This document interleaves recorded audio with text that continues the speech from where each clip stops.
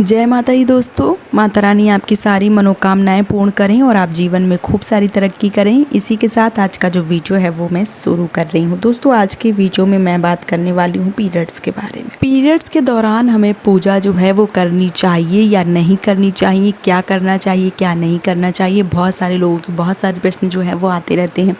बहुत लोगों का ऐसा भी मानना है कि पीरियड्स एक प्राकृतिक देन है, ये नेचुरल है, ये भगवान का बनाया हुआ है और इसमें हमें कोई भी पूजा करने में कोई भी दिक्कत कोई भी परेशानी जो है वो नहीं होती है। तो आज के वीडियो में मैं आपको समझाऊंगी कि पूजा पाठ जो है वो क्यों निषिद्ध बताया गया है, क्यों पूजा पाठ जो है वो हमें नहीं करनी चाहिए और पीरियड्स के दौरान हम क्या कर सकते हैं क्या नहीं कर सकते हैं।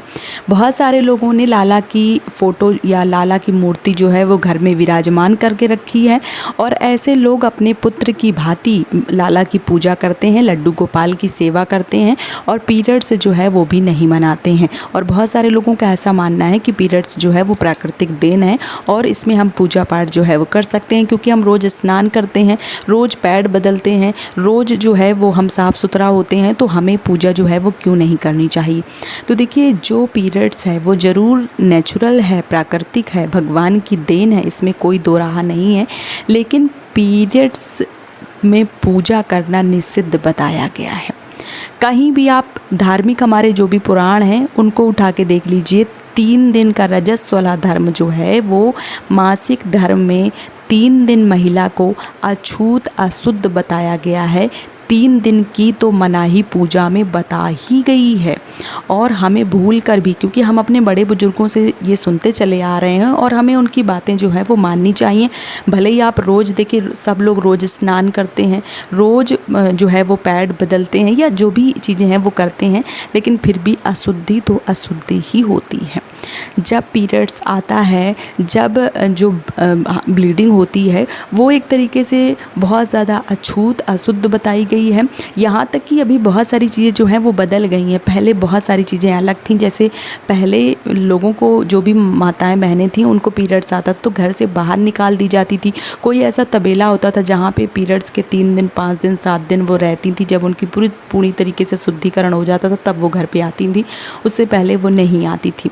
साथ ही साथ उनको भोजन बनाने की मनाही होती थी, कोई भी अचार हो गया, कोई भी शुद्ध चीज़ें हो गई वो उनको छूने की परमिशन नहीं थी। लेकिन आजकल ये सब चीज़ें जो हैं वो दूर दूर तक नज़र नहीं आती हैं।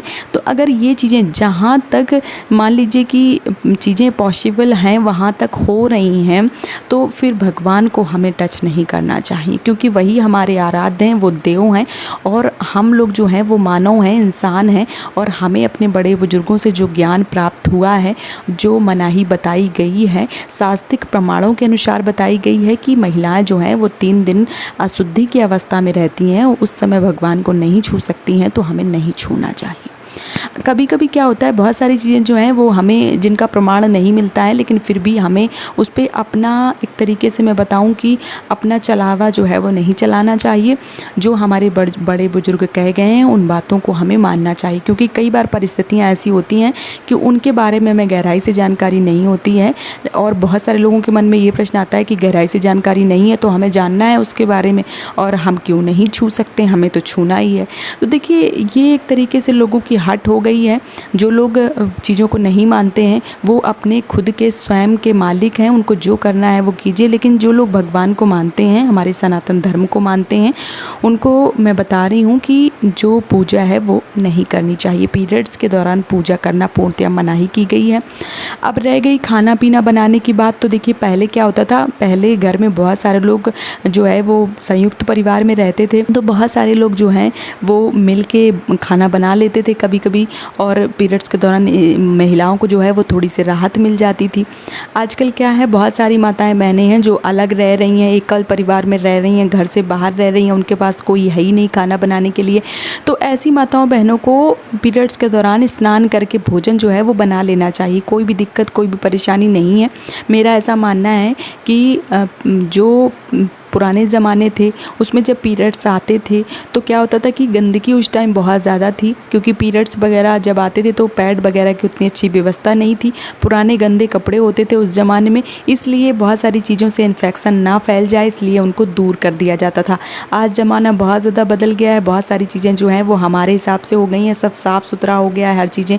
आजकल देखिए हम लोग बहुत सारे लिक्विड यूज़ करते हैं, हैंड वॉश करते हैं, बहुत सारी चीज़ें जो हैं वो साफ़ सुथरी का हमें ध्यान जो है वो हम देने लगे हैं, तो वो चीज़ें तो दूर दूर तक नज़र नहीं आती हैं। इसलिए हमें अपने ही बचाव के लिए पुराने ज़माने में ये सारी चीज़ें जो है वो माननी पड़ती थी।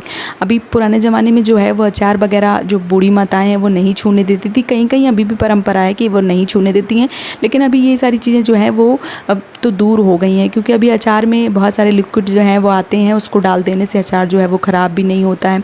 तो ये सारी चीज़ें जो हैं वो अभी बदल गई हैं, लेकिन जहाँ पे आती है भगवान की बात तो लोगों को माननी चाहिए। और पीरियड्स के देखिए जब आप 5 दिन पूजा नहीं करेंगी तो कोई इतना बड़ा फेर पलट तो नहीं हो जाएगा कि नहीं अगर आपने पूजा नहीं करी।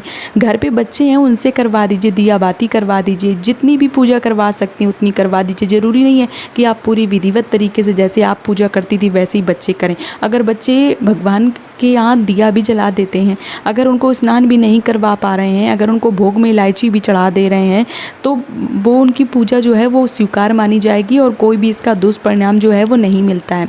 चाहे वो लाला की पूजा हो या भगवान ठाकुर जी जो भी घर में बैठे हैं उनकी सबकी पूजा, जितने भी आपके बच्चे कर पाते हैं। हस्बैंड कभी कभी क्या होता है सुबह ऑफिस जाते हैं, इस समय सुबह की पूजा नहीं कर पाते, तो जब भी शाम को आए तब आप दिया बाती के साथ उनका भोग प्रसाद जो है वो लगवा सकते हैं। सब तरीके से आप अगर करना चाहेंगे तो हर चीज़ का हल जो है वो निकलता है, अगर आप नहीं करना चाहेंगे तो उसमें तो कुछ कह ही नहीं सकते हैं। इसलिए भूल के भी आपको पीरियड्स के दौरान कम से कम 5 दिन पूजा तो जो है वो नहीं करनी चाहिए, उसके बाद आप पूजा जो है वो कर सकती हैं।